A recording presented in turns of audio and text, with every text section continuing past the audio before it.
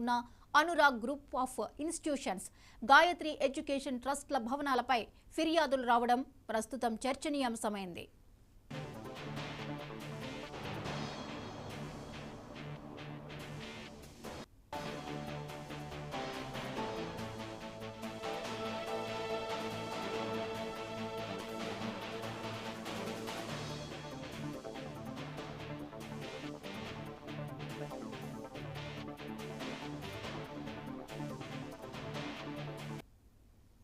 మేడ్చల్ మల్కాజ్గిరి జిల్లా ఘట్కేసర్ మండలం వెంకటాపూర్ గ్రామం పరిధిలోని నాదం చెరువు బఫర్ జోన్లో భవనాలు నిర్మించారంటూ నీటిపారుదల శాఖ ఏఈఈ ఏ పరమేష్ శుక్రవారం పోలీసులకు ఫిర్యాదు చేశారు.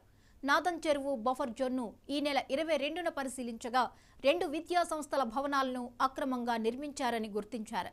నీటిపారుదల చట్టం, చెరువుల పరిరక్షణ చట్టం, వాల్టాను అనుసరించి నీటి వనరులు, అనుబంధ ప్రాంతాల్లో ఎటువంటి నిర్మాణాలు చేపట్టవద్దని, వాటి రూపురేఖలను మార్చవద్దని నిబంధనలు చెబుతున్నాయని ఏఈఈ వివరించారు.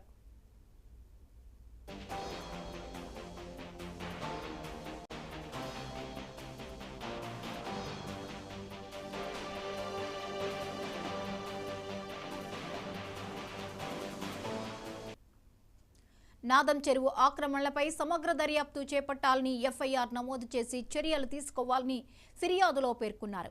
ఏఈఈ పరమేష్ ఇచ్చిన ఫిర్యాదు మేరకు ఘట్కేసర్ మండలం Pocharam IT corridor police station inspector B Raju శుక్రవారం కేసు నమోదు చేశారు.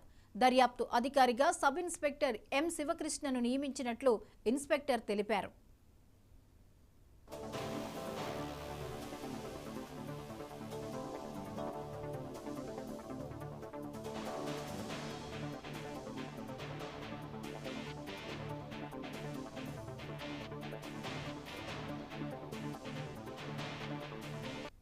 ఘట్కేసర్ మండలం వెంకటాపూర్ గ్రామం పరిధిలోని 813 సర్వే నెంబర్లో నాదం చెరువు ఉంది. ఇది 61 ఎకరాల్లో విస్తరించి ఉంది. ఒకప్పుడు ఆయకట్టుకు సాగునీరు అందించిన ఈ చెరువు కింద కాలక్రమంలో భవన నిర్మాణాలు వెలిశాయి.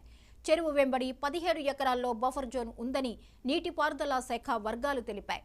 ఇందులో దాదాపు 2.5 నుంచి 3.5 ఎకరాల వరకు ఆక్రమణకు గురైనట్లు ఆ వర్గాలు చెబుతున్నాయి.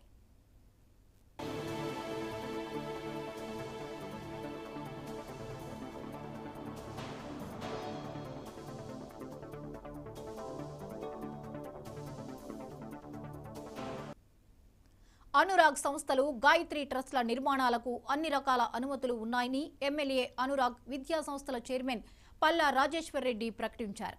ఈ మేరకు శనివారం ఒక ప్రకటన విడుదల చేశారు. ఈ నెల 22న నీటిపారుదల శాఖ ఇంజనీర్ మా యూనివర్సిటీకి వచ్చి పరిశీలించారు. మా సంస్థలు నాదం చెరువు బఫర్ జోన్లో నిర్మాణాలు చేపడుతున్నట్లు 23న ఫిర్యాదు చేయగా ఆ వెంటనే మమ్మల్ని కనీసం అడగకుండానే పోలీసులు ఎఫ్ఐఆర్ నమోదు చేశారు. గత 25 ఏళ్లలో ఏనాడు అనుమతులు లేకుండా నిర్మాణాలు చేపట్టలేదు.